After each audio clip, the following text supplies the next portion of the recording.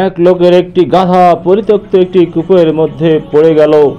ওই কূপ থেকে রেহাই পাওয়ার জন্য গাধাটি জোরে জোরে চিৎকার চেঁচামেচি করতে থাকলো।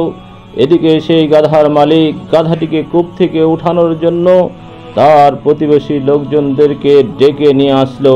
সবাই যখন ওই কূপের পাশে এসে দাঁড়ালো, তখন তারা গাধার মালিককে বলতে লাগলো, ভাই, আমরা তোমার এই গাধাকে কূপ থেকে উঠাতে পারবো না।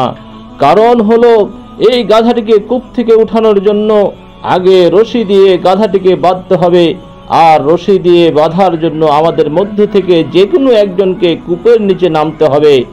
এরপরে রশি বেঁধে টেনে টেনে উপরে তোলা যাবে। কিন্তু আমাদের মধ্য থেকে কেউ তো কূপের নিচে নামতে পারবে না। কেউ যদি নামেও, গাধা তো গাধাই, লাথি মেরে যদি তার চোখ মুখ থ্যাতলা করে দেয়, তাহলে তো সর্বনাশ হয়ে যাবে।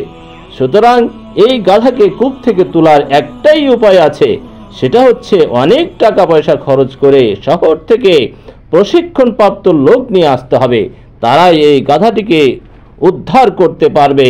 প্রতিবেশী লোকজনের এই কথা শুনে সেই গাধার মালিক বলে উঠল, বাবারে, আমার এই বৃদ্ধ দুর্বল গাধাকে কূপ থেকে তোলার জন্য এত টাকা আমি খরচ করতে পারবো না। আমার এই গাধাটিকে এইভাবে কূপের মধ্যে রেখেও দিতে পারবো না। কারণ হচ্ছে, সে যে রকমের চিৎকার চেঁচামেচি করছে, তাতে তো আমার বাড়ির টাকাই কষ্টসাধ্য হয়ে গেছে। এখন এর একটাই সমাধান, তোমরা ময়লা আবর্জনা, মাটি আর ধুলাবালি দিয়ে আমার এই পরিত্যক্ত কূপটিকে ভরাট করে দাও। এতে করে গাধাটিও কূপের মধ্যে দাফন হয়ে যাবে, আর আমিও শান্তিতে বাড়িতে থাকতে পারবো। গাধার মালিকের এই কথা শুনে প্রতিবেশী লোকজন সবাই মিলে ওই কূপের মধ্যে ময়লা আবর্জনা ধুলাবালি ফেলতে লাগলো। এদিকে কূপের মধ্যে থাকা গাধা মনে করলো তাকে উদ্ধার করার জন্যই এই কর্মযজ্ঞ চলছে। এই কারণে সে আরো জোরে জোরে চিল্লাতে লাগলো।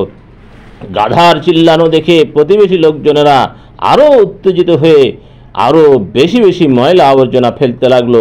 আর এদিকে কূপের মধ্য থেকে গাধাটি ময়লা আবর্জনা আর ধুলাবালি তার গায়ের উপর থেকে ঝেড়ে ফেলে দিয়ে লাফিয়ে লাফিয়ে ওই ময়লা আবর্জনার স্তূপের উপরে উঠতে লাগলো। এভাবে করতে করতে এক পর্যায়ে ওই কূপটি ভরে গেল, আর গাধাটিও ময়লা আবর্জনার স্তূপকে সিঁড়ি হিসেবে ব্যবহার করে কূপের উপরে চলে আসলো। তখন লোকজন খুশিতে আনন্দিত হয়ে বলতে লাগলো, দেখো, আমরা গাধাটিকে মৃত্যুর হাত থেকে বাঁচিয়ে দিয়েছি।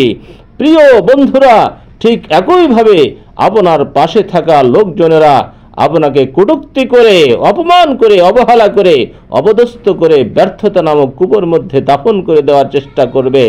এখন আপনিই সিদ্ধান্ত নেন, আপনি কি লোকজনের অপমান, অবহেলা আর কটূক্তির নিচে পড়ে চাপা ব্যর্থতা নামক কূপের মধ্যে দাফন হয়ে যাবেন, নাকি এই অপমান, অবহেলার, কটূক্তিগুলিকে সিঁড়ি হিসেবে ব্যবহার করে সফলতার দ্বারপ্রান্তে পৌঁছাবেন?